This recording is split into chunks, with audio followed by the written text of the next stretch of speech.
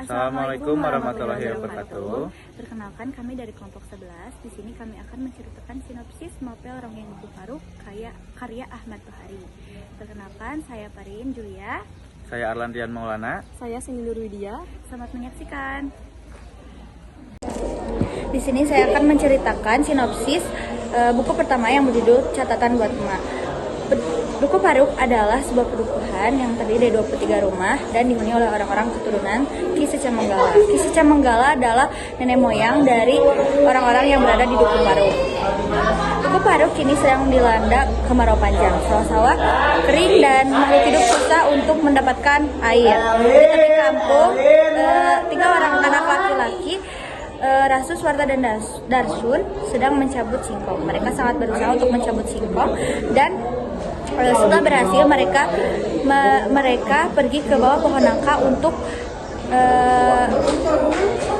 bermain. Di sana mereka melihat Serintil yang sedang membuat mahkota dan sambil menyanyi lagu ronggeng.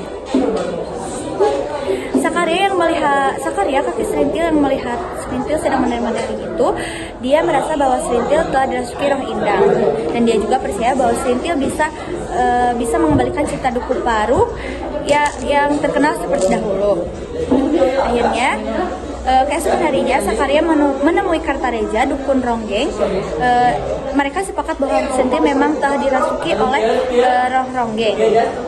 Akhirnya Serintil dilatih oleh Kartareja dan pada malam pertunjukan Serintil benar-benar menari seperti ronggeng. Warga yang melihat penampilan Serintil mengingat kejadian 11 tahun yang lalu di mana ronggeng terakhir meninggal karena keracunan tempe bongkrek yang dibuat oleh Santaib. Karena Santaib ingin membuktikan, akhirnya Santaib dan istrinya memakan tempe bongkrek tersebut dan akhirnya mereka juga meninggal. Serintil menjadi yatim piatu. Selanjutnya Sakaria dan Nyai Sakaria menjaga mayat anak dan istrinya. Serintil yang masih bayi menangis karena kekurangan air susu. Akhirnya Sakaria dengan sedih dia pergi ke makam Ki Secamanggala untuk mengadu atas malapetaka yang terjadi. Malapetaka yang terjadi masih membekas di ingatan semua orang, termasuk Rasus. Ia mengingat cerita neneknya tentang bencana yang menyebabkan banyak orang meninggal, termasuk ayahnya sendiri. Rasus berhasil selamat karena cara tradisional yang dilakukan oleh neneknya. Mengenai ibunya, dia mendengar 2 versi yang berbeda. Yang pertama, ibunya meninggal dan mayatnya dijadikan bahan untuk penelitian. Yang kedua, ibunya pergi dengan mantri yang merawatnya. Seiring berjalannya waktu,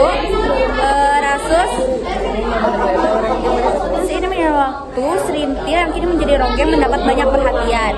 Rasus merasa bahwa Serintil sudah tidak membutuhkan teman sebaya, dan dia juga merasa bahwa Serintil sudah tidak memperhatikannya lagi. Untuk mengembalikan perhatian Serintil, akhirnya Rasus memberikan keris kepada Serintil, dan Serintil pun sangat senang dengan keris itu. Ada Duku Paruh yang mengharuskan Serintil untuk menjalani 2 syarat sebelum menjadi ronggeng sejati. Yang pertama, dia harus upacara pemandian di depan makam Ki Secamanggala. Dan yang kedua, buka kelambu. Buka kelambu adalah sayembara keperawanan bagi semua orang-orang. Setelah Serintil menjalankan buka kelambu, Rasus merasa kecewa dan akhirnya dia pergi meninggalkan Duku Paruh. Dia pergi ke Pasar Dauan untuk mencari pamannya. Di sana ia diangkat menjadi dan dia karena kejadian perampokan. Akan menceritakan kembali sinopsis ronggeng novel Duku Paruh tentang kampung dini hari. Pada cerita ini menggambarkan Serintil, seorang ronggeng yang ditinggalkan oleh pria yang ia cintai, itu Rasus, dia yang merasakan kekosongan dan kehampaan dalam dirinya. Nyai Kartareja yang menyadari perubahan sikap Serintil ia langsung membawakan sebuah telur yang sudah diberi mantra agar Serintil mau kembali mengging dan agar supaya Serintil tidak bisa dan supaya Serintil tidak lagi mencintai Rasus. Namun pada suatu malam Serintil terbangun dari tidurnya ingin kencing.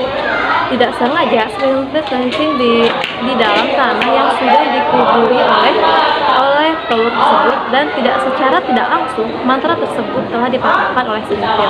Keesokan paginya, Nyai Kataraja yang bingung karena tidak ada perubahan dalam Serintil, Nyai Kataraja semakin khawatir. Bahkan Serintil sudah menolak beberapa kali tawaran untuk pentas kembali ke panggung. Pada saat Serintil tiba di rumah kakeknya yaitu Sakarya, dia kedatangan Tampi yang menggendong seorang bayi. Melihat Tampi menggendong seorang bayi, Serintil ingin meminta Tampi agar dia boleh menggendong anaknya tersebut. Pada saat sedang menggendong Goder, Tampi merasakan kebahagiaan yang sebelumnya ia tidak pernah rasakan. Bahkan dia merasa nyaman ketika dia sedang memangku Goder. Serintil meminta kepada Tampi agar dia bisa menjadi ibu dari Goder. Tapi awalnya Tampi menolak. Namun pada akhirnya Tampi menyetujui bahwa Serintil boleh menjadi ibu dari Serintil boleh menjadi ibu dari Goder.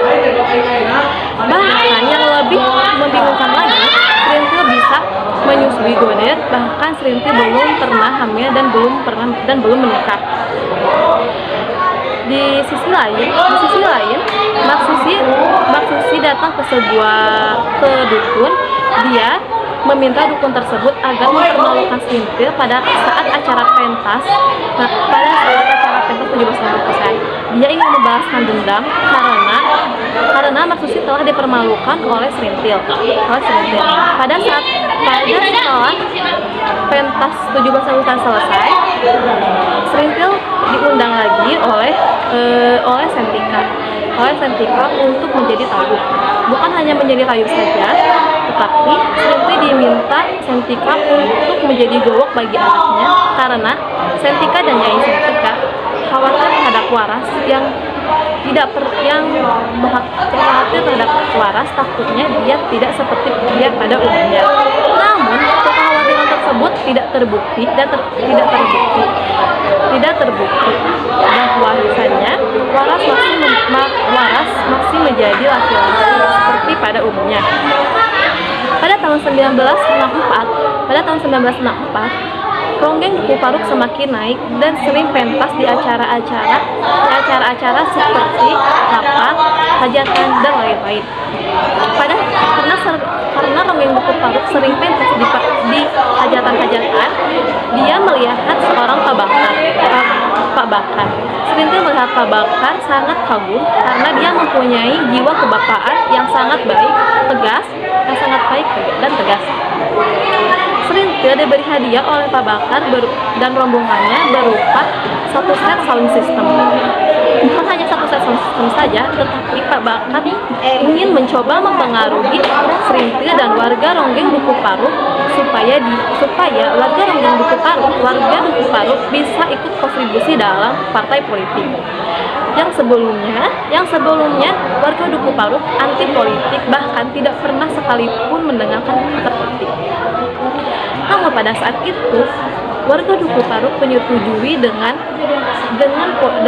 tawaran politik tersebut. Bahkan hampir di setiap rumah warga Duku Paruk mereka memasang bendera baliho partai.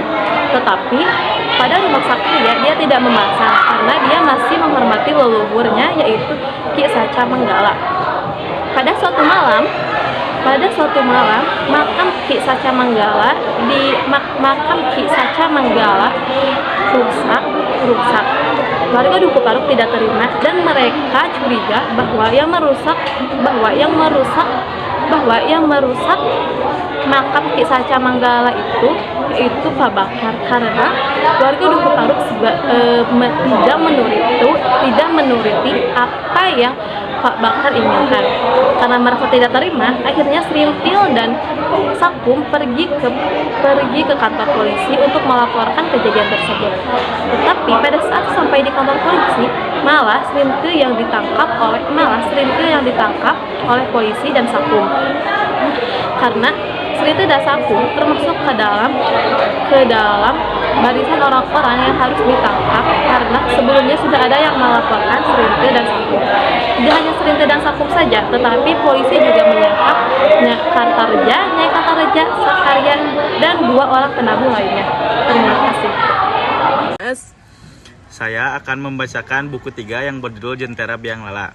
Setelah resmi menjadi ronggeng, Srintil mulai menjalani kehidupan barunya sebagai pusat perhatian di Dukuh Paruk. Ketenarannya meluas dan ia menjadi simbol kebanggaan bagi warga desa. Namun, kehidupan sebagai ronggeng juga membawa tantangan dan konflik batin. Srintil menyadari bahwa statusnya sebagai ronggeng membuatnya kehilangan kebebasan pribadi karena tubuhnya dianggap milik bersama oleh masyarakat. Di sisi lain, Rasu, sahabat sekaligus kekasih Srintil, merasakan kekecewaan yang mendalam terhadap pilihan Srintil menjadi ronggeng. Rasus yang mulai bekerja sebagai tentara merasa semakin terpisah dari Dukuh Paruk dan dari Srintil. Konflik batin Rasus semakin mendalam karena cintanya pada Srintil bertentangan dengan tradisi desa yang mengharuskan ronggeng tidak memiliki hubungan eksklusif. Bagian ini juga menggambarkan bagaimana Srintil mulai merasakan kehampaan dalam kehidupannya. Meskipun ia popularitas dan materi, Srintil mulai mempertanyakan pilihannya menjadi ronggeng, terutama ketika ia menyadari bahwa statusnya tidak memberinya sebagai kebahagiaan sejati. Hubungannya dengan Rasus semakin renggang, dan ia mulai merindukan kehidupan sederhana yang penuh cinta. Sekian video dari kami. Terima kasih. Wassalamualaikum warahmatullahi wabarakatuh.